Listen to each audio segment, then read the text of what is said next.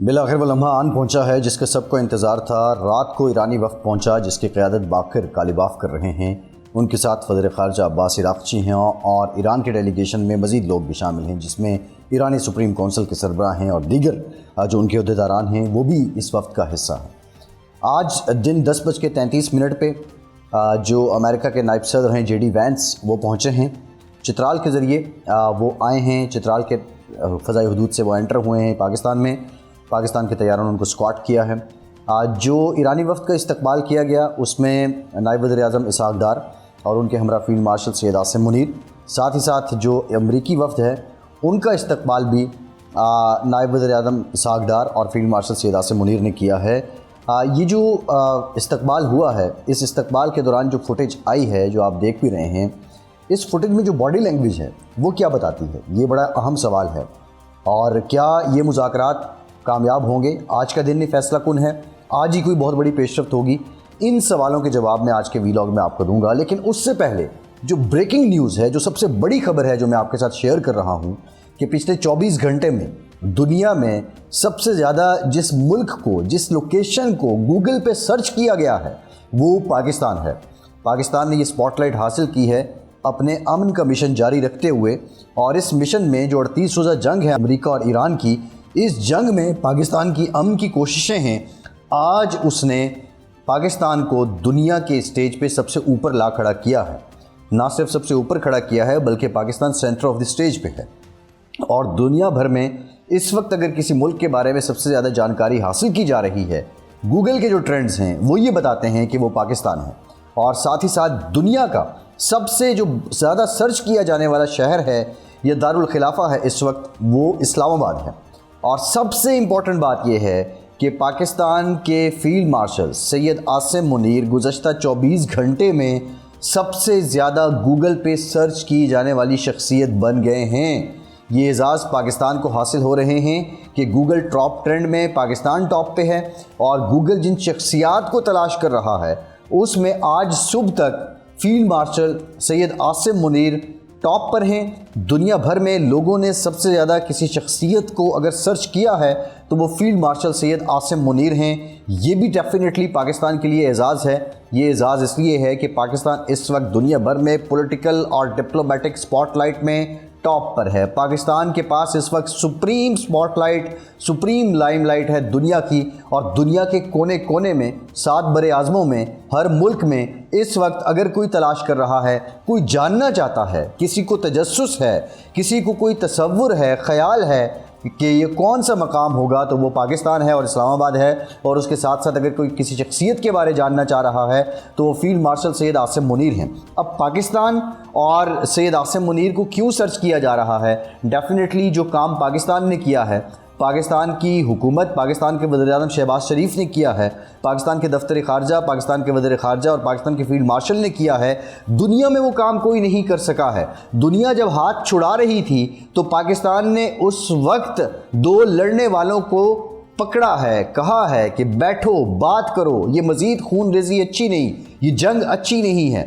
اور اس وقت پاکستان پہ سب کی نظریں ہیں، اب اسلام آباد پہ سب کی نظریں ہیں، اور اسلام آباد میں جو اسلام آباد ٹاکس کے نام سے مذاکرات ہو رہے ہیں، ان مذاکرات میں پرائم منسٹر آف پاکستان کے دفتر نے ہمیں یہ بتایا ہے کہ پرائم منسٹر آف پاکستان کی امریکی نائب صدر JD وینس کے ساتھ ملاقات ہوئی ہے۔ اسٹیو ویٹکاف بھی تھے، جیرڈ کشنر بھی تھے، اور اس ملاقات میں پرائم منسٹر آف پاکستان کی طرف سے، پرائم منسٹر آفس کی طرف سے یہ کہا گیا ہے کہ پاکستان کا جو فیسیلیٹیٹر کا کردار ہے، ان مذاکرات میں سہولت کاری کا کردار ہے، امن کے لیے پاکستان جو سہولت فراہم کر رہا ہے، پاکستان وہ جاری رکھے ہوئے ہے۔ اور اب پرائم منسٹر پاکستان کی جو ایران کا وفد ہے ان سے ملاقات ہونی ہے۔ توقع یہ ہے کہ اس ملاقات کے بعد یہ دونوں جو وفود ہیں وہ آمنے سامنے بیٹھیں گے، ایک دوسرے کے روبرو ہو کر گفتگو کریں گے، اور جب آمنے سامنے بیٹھیں گے تو بہت سے معاملات حل ہو جائیں گے۔ یہ بھی انتہائی اہم نقطہ ہے جو میں بات کر رہا تھا کہ جب ریسیو کیا گیا ایرانی وفد کو اور جب ریسیو کیا گیا امریکن وفد کو، تو اس وقت جس طریقے سے बगलगीर हुए दोनों जानिब से। पाकिस्तान की जानिब से जो फैसिलिटेटर है, मेज़बान और जो आने वाले मेहमान हैं, वो ये बताते हैं कि पाकिस्तान की दोनों जानिब जो राब्ताकारी रही है वो काफ़ी ज़्यादा रही है, जो गुफ्तो शनीद रही है। ऐसा नहीं लगा कि जब वज़ीर ख़ारजा और फील्ड मार्शल ने ईरानी स्पीकर बाक़िर कालिबाफ को या ईरानी वज़ीर ख़ारजा अब्बास इराक़ची को रिसीव किया तो ऐसा नहीं लगा कि कोई महीनों बाद मिल रहा है या किसी की गुफ्तगू महीनों बाद हुई है और उसके बाद ये मुलाकात हो रही है। ऐसे मालूम हो रहा था जिस तरीके से एक दूसरे का हाथ थामा, जिस तरीके से एक दूसरे को गले लगाया, और गले लगाने में पाकिस्तान की तरफ से जो रिवायती अंदाज़ है जो ईरान में उमूमी तौर पे इम्प्लीमेंट होता है कि वो 3 बार एक दूसरे के साथ बगलगीर होते हैं। वज़ीर ख़ारजा को आप देख लीजिए, फिर फील्ड मार्शल की फुटेज आप देख लीजिए। ये फुटेज देखने के बाद ये लगता है कि पाकिस्तान का या पाकिस्तान की इन शख्सियात का जो वहाँ पे रिसीव कर रही हैं, एक लम्हे के लिए भी आने वाले मेहमानों के साथ राब्ता नहीं टूटा है। उनकी मुस्तकिल गुफ्तगू होती रही है। अब वो टेलीफोनिक है, वो किसी इंक्रिप्टेड ऐप के ज़रिए है, ये तो खैर नहीं बताया जा सकता, लेकिन राब्ता मुस्तकिल रहा है ये ईरानी वफ़द के साथ। फिर जिस तरह जेडी वैंस का तैयारा लैंड किया और स्टीव वेटकॉफ और जेरेड कुशनर उतरे और उन्होंने वो आगे बढ़े और फील्ड मार्शल के हाथ आगे बढ़ाया उनसे सलाम करने के लिए, उस दौरान जिस तरह दोनों हाथों के साथ फील्ड मार्शल का हाथ उनके हाथ पे था, उनका हाथ जो है वो फील्ड मार्शल के हाथ पे था, वो ये बात बताती है, इस हकीकत को अया करती है कि ये मुलाकात भी किसी हफ्ते की गैप से नहीं हो रही है। ये मुलाकात भी मुस्तकिल राब्ताकारी और जो बातें और जो कन्वर्सेशन होती रही है उसके नतीजे में इतनी ओवरवेलमिंग है, इतनी बेतकल्लुफ़ी जो दोनों जानिब से आप कह लीजिए नज़र आई है। बेतकल्लुफ़ी से मुराद ये है कि आप जब किसी से मुस्तकिल मिल रहे हों तो वो जो एक रस्मन मामलात रहते हैं, रस्मन रिजर्वेशंस रहती हैं, वो कम हो जाती हैं। आप फिर खुल के मिलते हैं, सीना चौड़ा करके मिलते हैं, बगलगीर होके मिलते हैं। फिर वो भी इस बात को अया करती है कि पाकिस्तान जो है वो मुस्तकिल राब्ते में रहा है। फिर जब जेडी वैंस उतरे हैं अपने तैयारे से और फिर आगे का जो मंज़र है, फिर जिस तरह वो चले हैं, किसी हद तक एक मुस्कुराहटों के तबादले भी हुए हैं। ऑल्दो ये वक्त मुस्कुराहटों का इसलिए नहीं है कि जंग ने तबाही फैलाई है, जंग ने ज़िंदगियाँ निगली हैं, जंग ने आग फैलाई है, जंग ने मईशत तबाह की है, लेकिन फिर भी रस्म दुनिया है, मुस्कुरा के मिलना पड़ता है। और इस सारे सिलसिले में, इस सारे सिनेरियो में अब आप देखें कि पाकिस्तान की जो शख्सियात उनको रिसीव करने जा रही हैं, एक बात तो ये क्लियर होती है कि पाकिस्तान दोनों जानिब मुस्तकिल राब्ते में रहा है और राब्ते में है। एक बात ये यहाँ होती है कि ये दोनों मुल्क अमेरिका और ईरान, इससे पहले जो इनके मुज़ाकरात हुए थे ओमान में, तो ये एक दूसरे के सामने नहीं बैठे थे, अलग-अलग कमरों में बैठे, बीच में दूसरे कमरे में फैसिलिटेटर थे या मीडिएटर थे। अब ये आमने सामने हो रहे हैं। ये इस बात को यहाँ करती है कि पाकिस्तान की कोशिशें, वज़ीर-ए-आज़म पाकिस्तान की कोशिशें, पाकिस्तान के नायब वज़ीर-ए-आज़म की कोशिशें, पाकिस्तान के फील्ड मार्शल की कोशिशें, पाकिस्तान के मुशीर कौमी सलामती की कोशिशें, पाकिस्तान के दफ्तर ख़ारजा के अफसरान की कोशिशें, पाकिस्तान की दीगर ब्यूरोक्रेसी की कोशिशें, पाकिस्तान के अवाम के जज्बात, इस सब ने दोनों के बीच एतमाद को बहाल किया है। और एतमाद की बहाली के बाद अब ये मुलाकात करने जा रहे हैं। इस्लामाबाद से क्या निकलेगा, उम्मीद यही है, पॉजिटिव है, दुनिया भर के अवाम पॉजिटिव हैं, दुनिया भर के लोग ऑप्टिमिस्टिक हैं। वो ये समझ रहे हैं कि पाकिस्तान अगर ये दरिया के 2 किनारों को इतना करीब ले आया है तो यहाँ पे रास्ता भी बन जाएगा, यहाँ पे जो दरारें थी वो पुर भी हो जाएंगी। और तवक्को उम्मीद यही है कि आज कोई बहुत बड़ी पेशरफ्त होनी है, आज मामलात हल हो जाने हैं। नंबर 1 बात तो ये है। अब on the other side of the story आते हैं। कुछ भी हो सकता है, ये डिप्लोमेसी है, ये मुज़ाकरात हैं।